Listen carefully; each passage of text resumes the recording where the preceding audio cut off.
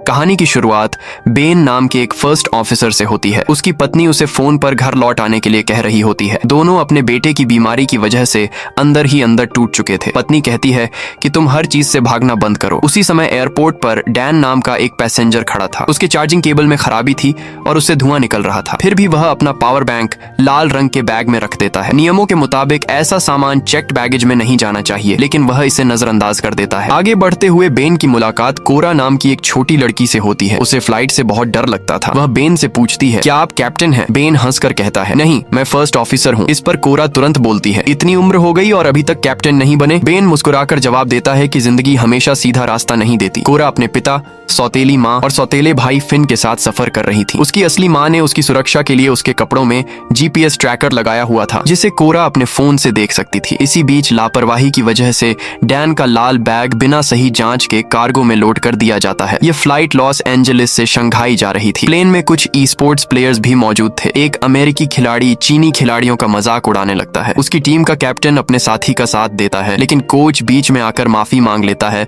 और मामला शांत कर देता है। इस फ्लाइट के कैप्टन का नाम रिचर्ड था। प्लेन उड़ान भरता है और तभी हमें पता चलता है कि बेन पहले एयरफोर्स में था। उसने अपने सीनियर ऑफिसर के खिलाफ हाथ उठा दिया था क्योंकि वह नियमों का सही पालन नहीं कर रहा था। इसी गलती की वजह से बेन अपनी नौकरी, पेंशन और सारे फायदे खो बैठा। अब वह एक छोटी एयरलाइन में फर्स्ट ऑफिसर की नौकरी कर रहा था। दूसरी तरफ स्पोर्ट्स प्लेयर लिली अपने कैप्टन सैम से पूछती है कि वह उसका लेटर पढ़ने से इतना डर क्यों रहा है। सैम कहता है कि वह डर नहीं रहा, बस चीन लौटने के बाद पढ़ेगा। फिर वह वॉशरूम की तरफ जाता है जहां उसने लिली के लेटर्स अपने फोन कवर में छिपा कर रखे हुए थे। इधर कोरा का पिता उसे समझाने की कोशिश करता है। वह कहता है कि कम से कम अपने भाई फिन के साथ थोड़ा अच्छा व्यवहार करो, लेकिन कोरा उसकी बात नहीं सुनती। उसे अपनी स्टेप मदर बिल्कुल पसंद नहीं थी। उसके पिता वॉशरूम चले जाते हैं और थोड़ी देर बाद उसकी स्टेप मदर भी उनके पीछे चली जाती है। उसी समय कार्गो में पड़ा खराब चार्जिंग केबल अचानक चिंगारियां छोड़ने लगता है और वहां आग लग जाती है। फिन को अपने माता पिता दिखाई नहीं देते तो वह कोरा से पूछता है कि वे कहाँ हैं। कोरा मजाक में कहती है कि वॉशरूम के पास एक पूल है और वे वहीं गए हैं। फिन वहां पहुंचता है लेकिन गलती से दूसरे हिस्से में चला जाता है। वहां एक आदमी वीडियो गेम खेल रहा था। फिन उसके पास बैठकर उसके साथ खेलने लगता है। कॉकपिट में अचानक वार्निंग आती है। कार्गो कंपार्टमेंट में स्मोक और फायर डिटेक्ट हो चुकी थी। बेन तुरंत फायर सप्रेशन सिस्टम एक्टिव करता है, लेकिन सिस्टम सही तरह से काम नहीं करता। हालात बिगड़ते देखकर वह रेडियो पर सबसे नजदीकी एयरपोर्ट की जानकारी मांगता है। उन्हें ग्वाम इंटरनेशनल एयरपोर्ट सबसे नजदीक मिलता है, जो करीब 400 नॉटिकल माइल्स दूर था। इसी दौरान कोरा अपने पिता को कॉल करने के लिए वॉशरूम की तरफ जाती है। वहीं प्लेन के 2 क्रू मेंबर्स फायर एक्सटिंग्विशर लेकर कार्गो में पहुंचते हैं और आग बुझाने की कोशिश करते हैं, लेकिन आग तेजी से फैलती है। जलता हुआ कंटेनर अपने बंधनों से छूट जाता है और आगे सरकते हुए कुछ सिलेंडर्स से टकरा जाता है। इसके बाद प्लेन के अंदर तबाही मच जाती है। सिलेंडर्स के फटते ही प्लेन के ढांचे में एक बड़ा छेद हो जाता है। सामान हवा में उड़ने लगता है और कई यात्रियों को चोट लगती है। इसी अफरा तफरी में लिली कोरा को पकड़कर सुरक्षित रखने की कोशिश करती है। सभी यात्रियों के सामने ऑक्सीजन मास्क नीचे गिर जाते हैं, लेकिन कोरा के पिता और स्टेप मदर वॉशरूम में बेहोश पड़े हुए थे। उड़ता हुआ सामान कई लोगों को घायल कर देता है। किसी तरह कैप्टन रिचर्ड प्लेन को नीचे सुरक्षित ऊंचाई पर ले आता है। फिर वह अनाउंसमेंट करता है कि अब प्लेन सुरक्षित ऊंचाई पर है और लोग ऑक्सीजन मास्क हटा सकते हैं। इस बीच डैन अपनी सीट से उठकर वॉशरूम में चला जाता है। उधर सैम वॉशरूम से निकलकर जल्दी से लिली के पास पहुंचना चाहता है, लेकिन एक फ्लाइट अटेंडेंट उसे रोककर सीट पर बैठा देती है क्योंकि इस समय भागना खतरनाक था। डैन वॉशरूम में बैठकर स्मोकिंग करने लगता है। तभी कार्गो में लगी आग और ज्यादा फैल जाती है। जलता हुआ कंटेनर इंजन से टकरा जाता है। इंजन बुरी तरह फट जाता है और प्लेन के साइड में एक और बड़ा छेद हो जाता है। कुछ यात्री सीधे बाहर गिरने लगते हैं। स्थिति और भी खराब हो जाती है जब फ्लाइट कंट्रोल्स जवाब देना बंद कर देते हैं। उस समय प्लेन खुले समुद्र के ऊपर था। थोड़ी ही देर में दूसरा इंजन भी आग पकड़ लेता है। अब प्लेन की पावर और रेडियो कम्युनिकेशन दोनों खत्म हो जाते हैं। हालात हाथ से निकलते देख बेन तुरंत रैम एयर टरबाइन डिप्लॉय करता है। शुक्र है कि इससे प्लेन के जरूरी इंस्ट्रूमेंट्स दोबारा चालू हो जाते हैं और उन्हें उम्मीद की एक छोटी सी किरण दिखाई देती है। प्लेन में मौजूद कोरा अपने मम्मी पापा की तरफ भागने लगती है, लेकिन एक फ्लाइट अटेंडेंट उसे पकड़कर रोक लेती है। उधर कैप्टन रिचर्ड फैसला करता है कि अब प्लेन को समुद्र में उतारना ही पड़ेगा। वह बेन से कहता है कि तुरंत फ्यूल बाहर निकालना शुरू करो। फिर वह सभी यात्रियों को अनाउंसमेंट करके इम्पैक्ट के लिए तैयार रहने को कहता है। सभी लोग डर के मारे अपनी सीटों पर झुक जाते हैं, लेकिन प्लेन बहुत तेजी से नीचे जा रहा था। कॉकपिट में रिचर्ड और बेन लगातार बहस कर रहे थे कि इस हालत में लैंडिंग कैसे की जाए। बेन सलाह देता है कि प्लेन को मोड़कर समुद्र की लहरों के समानांतर उतारा जाए। दोनों मिलकर स्पीड कम करने की कोशिश करते हैं। रिचर्ड बेन से कहता है कि अपनी सीट पूरी पीछे करो और हार्नेस कसकर बांध लो। पूरा प्लेन चीखों से गूंज रहा था। अगले ही पल प्लेन जोरदार टक्कर के साथ समुद्र से टकरा जाता है। पानी पर फिसलते हुए वह नीचे मौजूद चट्टानों से टकराता जाता है। टक्कर इतनी भयानक होती है कि एक पंख टूटकर अलग हो जाता है और पूरा प्लेन पलट जाता है। फिर वह 2 हिस्सों में टूट जाता है। हर तरफ पानी भरने लगता है और कई लोग उसी टक्कर में अपनी जान गंवा देते हैं। कुछ समय बाद समुद्र में प्लेन के टूटे हुए हिस्से और लाशें तैरती नजर आती हैं। बचे हुए लोग मदद के लिए चिल्ला रहे थे। कॉकपिट में रिचर्ड बेहोश पड़ा था और पानी का दबाव लगातार कांच पर बढ़ रहा था। दूसरी तरफ फ्लाइट अटेंडेंट पेनी पूरे समय कोरा को पकड़े हुए थी। कोरा टूटे हुए प्लेन से बाहर का नजारा देखती है और समझती है कि प्लेन के 3 बड़े हिस्से अब एक दूसरे से काफी दूर जा चुके हैं। पेनी कोरा को वहीं रुकने के लिए कहती है और कॉकपिट में पहुंचती है, जहां बेन रिचर्ड को सीट से छुड़ाने की कोशिश कर रहा था। तभी रिचर्ड को होश आ जाता है। वह बेन से कहता है कि क्रैश एक्स से सीट काटकर उसे बाहर निकालने की कोशिश करो। उधर प्लेन के बीच वाले हिस्से में सैम को एहसास होता है कि लिली अपनी सीट पर नहीं है। आसपास मौजूद ज्यादातर लोग बुरी तरह घायल थे। सैम बार बार लिली का नाम लेकर उसे पुकारने लगता है। दूसरी तरफ प्लेन का आखिरी हिस्सा उल्टा होकर पानी में तैर रहा था। वहीं फिन एक आदमी के साथ मौजूद था और फ्लाइट अटेंडेंट जोई भी उसके पास थी। इसी बीच लिली पानी में तैरते हुए प्लेन के टूटे हुए हिस्से तक पहुंच जाती है। उसके पैर से लगातार खून बह रहा था। कॉकपिट में बेन और पेनी पूरी कोशिश करते हैं, लेकिन रिचर्ड को बाहर नहीं निकाल पाते। ऊपर से कॉकपिट का कांच किसी भी पल टूट सकता था। बेन समझ जाता है कि अगर वह रिचर्ड का पैर काटेगा तो वह खून बहने से मर जाएगा। तब रिचर्ड उसे कहता है कि दरवाजा बंद करके यहाँ से निकल जाओ, ताकि पानी सिर्फ कॉकपिट में ही रहे और बाकी हिस्से में न फैले। फिर वह बेन से कहता है, अब यह प्लेन तुम्हारा है, घर जाओ और अपने बेटे के साथ रहो। बेन वहां से निकलने लगता है तो रिचर्ड उसे ELT चेक करने के लिए याद दिलाता है। बेन बाहर का हाल देखकर सन्न रह जाता है। प्लेन के आखिरी हिस्से में ज्यादातर लोग मर चुके थे और पूरा हिस्सा उल्टा होकर पानी में फंसा हुआ था। उसी समय वॉशरूम में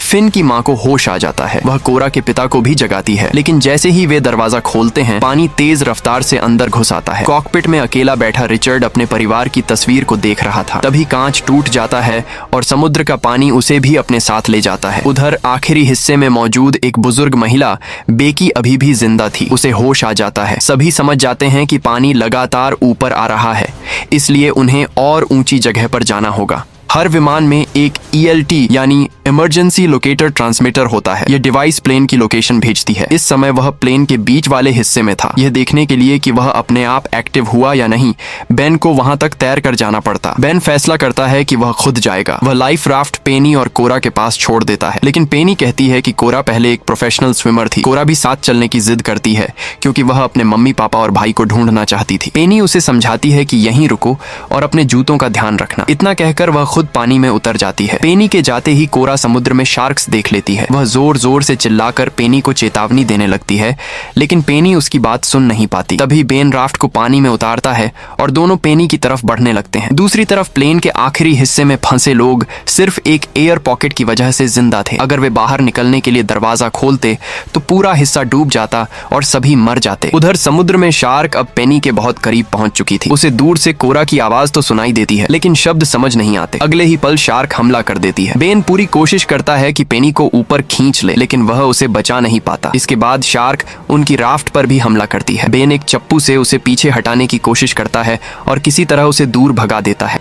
इसी दौरान प्लेन के बीच वाले हिस्से में मौजूद सभी लोग एक कोने में इकट्ठा हो जाते हैं। वजन एक तरफ आने से पूरा हिस्सा थोड़ा आगे खिसक जाता है। इसी बीच एक महिला फिसलकर पानी में गिर जाती है, लेकिन वह किसी तरह खुद को वापस ऊपर खींच लेती है। उधर उल्टे पड़े प्लेन वाले हिस्से में जोई मैट के घायल हाथ पर पट्टी बांध रही थी। सभी लोग मिलकर डरे हुए फिन को शांत करने की कोशिश करते हैं। दूसरी तरफ प्लेन के बीच वाले हिस्से में सैम सभी से कहता है कि कुछ लोगों को वापस पानी की तरफ जाना होगा। उनका हिस्सा एक कोरल रीफ के ऊपर अटका हुआ है और अगर वजन कम नहीं किया गया तो यह कभी भी खिसक सकता है। लेकिन अमेरिकन प्लेयर हच उसकी बात मानने से साफ मना कर देता है। दोनों के बीच फिर से बहस शुरू हो जाती है। यहाँ तक कि हच का कोच भी मानता है कि सैम सही कह रहा है। जेसी पानी वाली तरफ जाने के लिए तैयार हो जाता है, लेकिन हच अब भी अड़ा रहता है। उधर लिली जिस टूटे हुए हिस्से पर थी वह धीरे धीरे दूर बहने लगता है। घायल पैर के बावजूद उसे पानी में उतरकर तैरना पड़ता है। काफी मुश्किल के बाद वह मिड सेक्शन तक पहुंच जाती है। सैम उसे देखकर राहत की सांस लेता है और दोनों मिलते हैं, लेकिन तभी एक शार्क अचानक कोच पर हमला कर देती है। जेसी उसे बचाने की कोशिश करता है,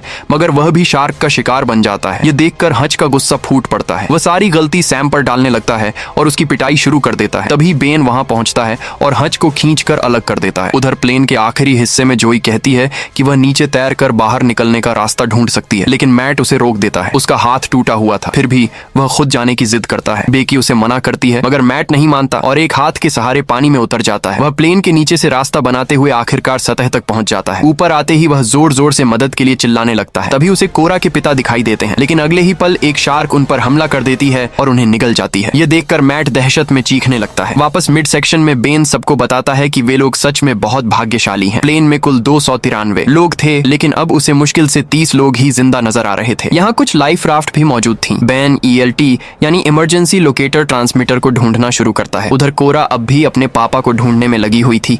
आखिरकार बेन ELT चालू कर देता है और उसे पकड़ने के लिए डैन को दे देता है। तभी दूसरी तरफ एक शार्क कोरा की तरफ बढ़ती है और बेन दौड़कर उसकी जान बचा लेता है। लेकिन परेशानी यहीं खत्म नहीं होती। उनकी एक राफ्ट बहकर दूर चली जाती है और मिड सेक्शन में फिर से पानी भरने लगता है। इसी अफरा तफरी में डैन के हाथ से ELT छूटकर समुद्र में गिर जाता है। उधर सैम एक सूटकेस का सहारा लेकर अलग तैर रहा था। उसके साथ बेहोश पड़ा हच भी था। जब बेन डैन से ELT मांगता है तो डैन बताता है कि वह पानी में गिर चुका है। ऊपर से वह उल्टा बेन को ही सुनाने लगता है कि अगर वह इतना जरूरी था तो खुद पकड़ कर रखना चाहिए था। इसी दौरान कोरा दूर सैम को तैरते हुए देख लेती है। बेन समझ जाता है कि अब उन्हें भी बचाना पड़ेगा, लेकिन तभी चारों तरफ शार्क्स घूमती नजर आने लगती हैं। डैन वहां जाने से मना कर देता है। वह अपनी जान खतरे में नहीं डालना चाहता था। गुस्से में वह बेन को मुक्का भी मार देता है और कहता है कि यह सब उसी की गलती से हुआ है। लेकिन बेन भी उसे जवाब में मुक्का मारता है और साफ कह देता है कि वे लोग वहां जाएंगे और डैन भी उसके साथ आएगा। कुछ देर बाद बेन और डैन सैम और हच तक पहुंच जाते हैं। शार्क्स लगभग उन तक पहुंच चुकी थीं,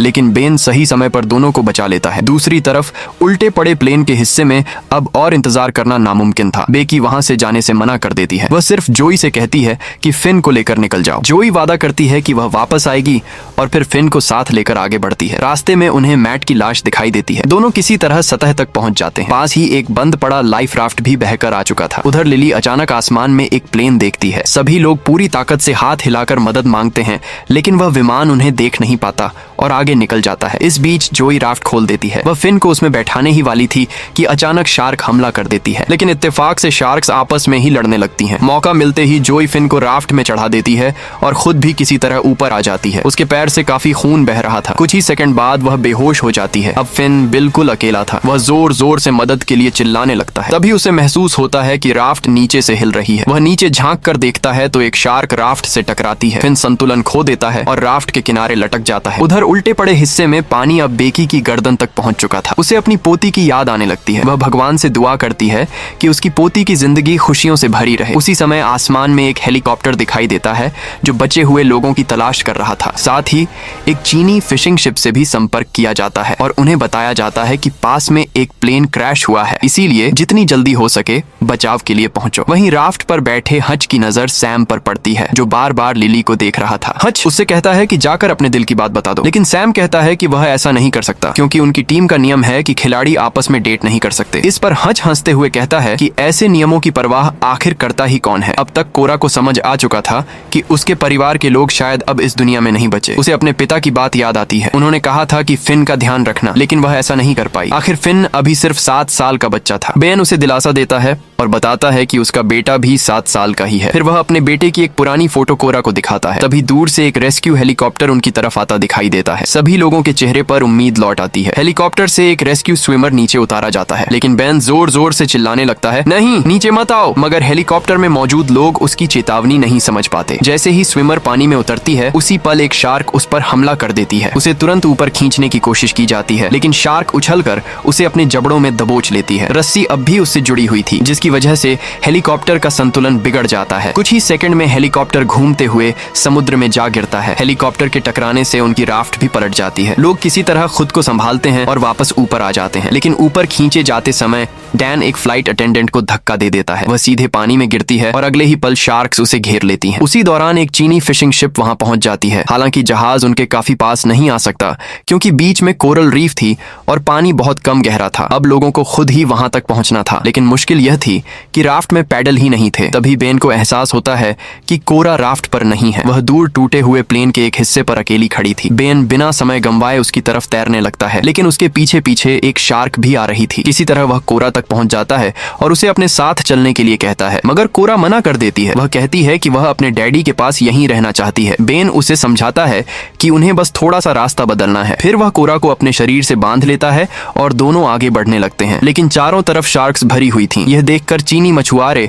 एक बड़ा फैसला लेते हैं। वे अपनी पकड़ी हुई सारी मछलियां समुद्र में फेंक देते हैं। मछलियों को देखकर शार्क्स का ध्यान उधर चला जाता है, लेकिन कुछ शार्क्स अब भी बेन और कोरा का पीछा कर रही थीं। तभी बेन अपनी फ्लेयर गन निकालता है और एक शार्क पर फायर कर देता है। इससे बाकी शार्क्स भी दिशा बदल देती हैं और मछलियों की तरफ चली जाती हैं। उधर डैन को पानी में तैरता हुआ सिगरेट का पैकेट दिखाई देता है। वह उसे उठा लेता है और राफ्ट के किनारे बैठकर आराम से सिगरेट पीने लगता है, लेकिन उसकी यह खुशी ज्यादा देर नहीं टिकती। अगले ही पल एक शार्क उस पर हमला कर देती है और उसे समुद्र में खींच ले जाती है। उसकी मौत पर किसी को खास फर्क नहीं पड़ता। आखिरकार बाकी सभी लोग सुरक्षित बचा लिए जाते हैं। इसके बाद सैम लिली से बात करता है। वह कहता है कि उसने उसका लेटर कभी नहीं पढ़ा और अब तो वह शायद समुद्र की गहराइयों में कहीं खो चुका होगा, लेकिन लिली मुस्कुराकर कहती है कि उसे पता है सैम ने वह लेटर पढ़ लिया था। वह सिर्फ नियमों की वजह से अपनी भावनाएं छुपा रहा था। यह सुनकर सैम धीरे से उसके माथे पर किस कर देता है। थोड़ी देर बाद बेन कोरा के पास आता है। तभी अचानक सभी लोगों के फोन में नेटवर्क आ जाता है। कोरा तुरंत बेन का फोन मांगती है